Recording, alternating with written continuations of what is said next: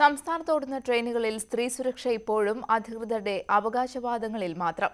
സ്ത്രീ സുരക്ഷയ്ക്ക് പോലീസിനെ നിയോഗിച്ചിട്ടുണ്ടെങ്കിലും പലപ്പോഴും ഇവരെ ട്രെയിനുകളിൽ കാണാറില്ല. തിരുവനന്തപുരത്ത് നിന്ന് കൊല്ലത്തേക്ക് വൈകിട്ട് 6 മണിക്ക് പുറപ്പെടുന്ന പാസഞ്ചർ ട്രെയിൻ. ഭൂരിഭാഗവും ആളൊഴിഞ്ഞ കമ്പാർട്ട്മെന്റുകൾ. ട്രെയിനിലെ 2 ലേഡീസ് കമ്പാർട്ട്മെന്റുകളിൽ യാത്ര ചെയ്യുന്നത് വിരലിലെണ്ണാവുന്ന സ്ത്രീകൾ മാത്രം. അവധി ദിവസമായതിനാൽ ഓരോ സ്റ്റേഷനുകളിൽ എത്തുമ്പോഴും യാത്രക്കാരുടെ എണ്ണം കുറഞ്ഞു വന്നു.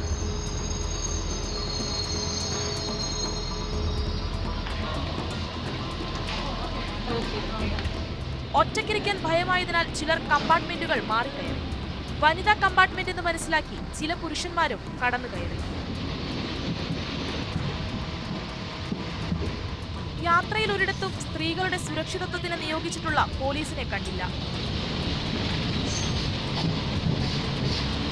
ഇത് രാത്രി 6 മണിക്ക് ശേഷം ഇവിടുന്ന് വന്ന ട്രെയിനാണ്. അതിനകത്താണെങ്കിൽ ആ പടം 3-ാം നില സ്ത്രീകൾ മാത്രമാണ് ഉള്ളത്.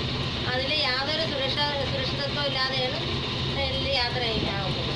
ഇതിനു മുമ്പ് എന്തെല്ലാം സംഭവങ്ങൾ ഉണ്ടായിട്ട് യാതൊരുവിധ സുരക്ഷിതത്വങ്ങൾ ഇതുവരെയും വനിതാ കമ്പാർട്ട്മെന്റിൽ ഉണ്ടായിട്ടില്ല. ഷൊർണൂരിൽ സൗമ്യയെ ട്രെയിനിൽ നിന്നും ഗോവിന്ദച്ചാമി തള്ളിയിട്ട് കൊലപ്പെടുത്തിയിട്ട് ഏറെ നാളായിട്ടില്ല. സ്ത്രീ സുരക്ഷ സംബന്ധിച്ച ചർച്ചകൾ ഇതേ തുടർന്നാണ് സജീവമായത്. സ്ത്രീകൾക്കെതിരായ അതിക്രമങ്ങൾ തുടർക്കഥയാകുമ്പോൾ കാരണം തേടുന്നവരും കീറിമുറിച്ച് ചർച്ച ചെയ്യുന്നവരും ബോധവൽക്കരണം സംഘടിപ്പിക്കുന്നവരും ഒരിക്കലെങ്കിലും ഇത്തരം ട്രെയിൻ യാത്രയിലേക്ക് കാഴ്ച തിരിക്കണം.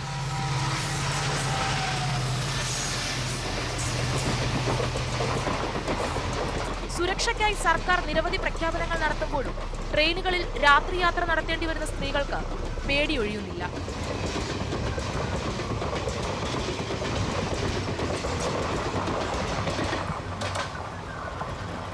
ന്യൂസ് 18 തിരുവനന്തപുരം.